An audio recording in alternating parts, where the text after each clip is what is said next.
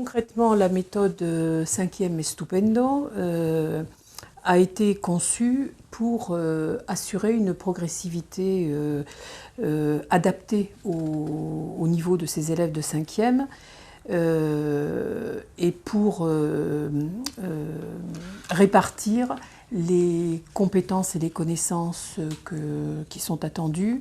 sur 3 ans et plus sur 2 ans. La méthode se présente en 7 unités, plus une préunité d'introduction, et les 7 unités suivent des thématiques adaptées aux élèves de 5e. Par exemple, les présentations, les salutations, la famille, les amis, les lieux de vie, le quotidien, les repas, les projets, les fêtes. La méthode comporte des supports tout à fait variés, beaucoup de compréhension de l'oral, donc d'enregistrement pour éduquer l'oreille des élèves et les entraîner à comprendre, de nombreuses vidéos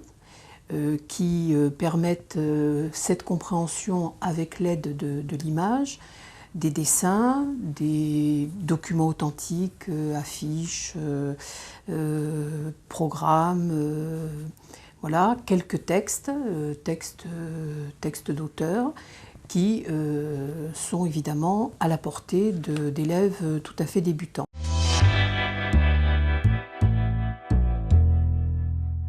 L'un des choix importants qui a été fait pour cette méthode, concerne la progression grammaticale, car nous avons choisi de ne présenter que les présents, le présent de l'indicatif, le présent du subjonctif et le présent de l'impératif. Il nous a semblé que pour un démarrage d'apprentissage,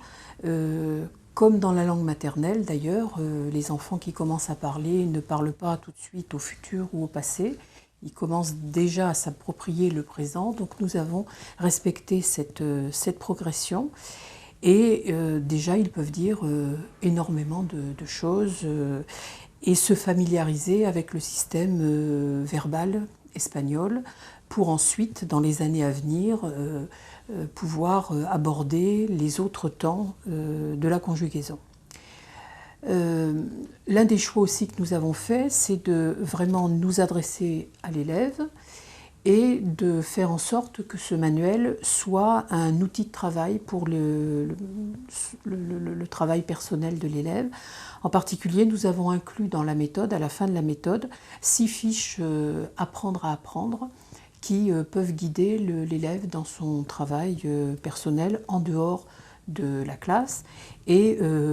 permettre d'aider à l'acquisition d'une certaine autonomie qui est recherchée maintenant chez les élèves. L'aspect culturel est très présent dans la méthode, aspect culturel aussi bien concernant l'Espagne que l'Amérique latine. Dans les pages Descubre, où on a essayé d'ouvrir les élèves à des réalités autres que celles qu'ils connaissent quotidiennement. Et bien sûr, dans les pages Bellas Artes, où il y en a 4, où on a présenté des œuvres majeures, des œuvres intéressantes de l'art espagnol ou américain, ou sud-américain. Nous avons aussi dans chacune unité une page appelée Aula Multimédia, dans laquelle les élèves sont invités à utiliser l'ordinateur, les outils numériques pour accéder soit à des sites où ils vont de façon un peu ludique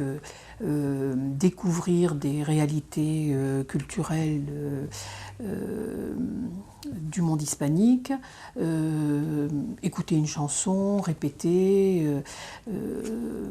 tous ces éléments-là qui viennent en appui à l'apprentissage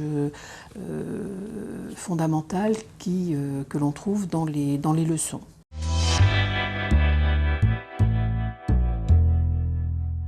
À cette méthode, donc ce manuel de l'élève, nous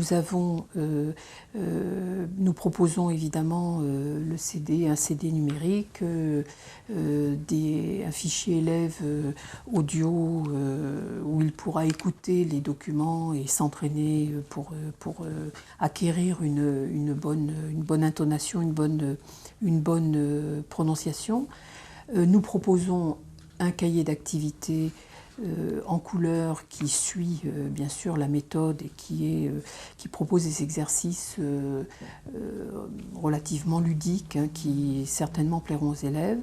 Nous proposons aussi un livre du professeur dans lequel figurent un certain nombre de pistes d'exploitation, des documents supplémentaires, des références supplémentaires qui seront, je l'espère, d'une grande utilité pour les enseignants.